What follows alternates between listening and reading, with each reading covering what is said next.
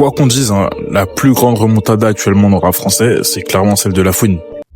La Fouine, pendant très très longtemps, a connu une très grande traversée du désert, très grande et très longue à vrai dire. Son album qui était sorti en 2021 n'avait pas vraiment réussi à avoir l'impact commercial qui était espéré. Et depuis, il pataugeait un peu, c'était compliqué. Depuis la fin de la décennie 2010, c'était assez galère pour lui. Toutefois, l'événement aux flammes, il faut le dire, a quasiment rabiboché sa carrière.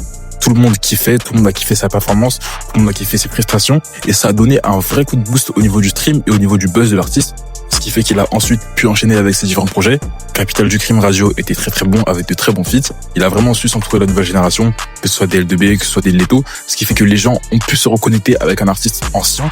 Et à côté, État des lieux était un très très bon projet, franchement. Il faut vraiment pas avoir peur de le dire. Le son avec Nino a plutôt bien tourné, je crois même qu'il est single d'or. À côté, le feat avec KLN aussi apporte sa touche. Ce qui fait que de plus en plus de gens et de plus en plus jeunes ont commencé à kiffer La Fouine. Ce qui fait que les anciens et les jeunes, à chaque fois rentrent dans le délire. Et à côté, quand il sort Capital du Crime Radio, volume 2, avec des Imra, avec des Ersko, il a vraiment totalement compris la recette, ce qui fait que le public a su totalement se reconnecter avec lui. Et aujourd'hui, il est clairement dans une seconde vie, une renaissance, et c'est totalement mérité. Il a pas lâché, il a continué le travail, et ça fait plaisir de voir que même des anciens, aujourd'hui, arrivent à partager avec la nouvelle génération.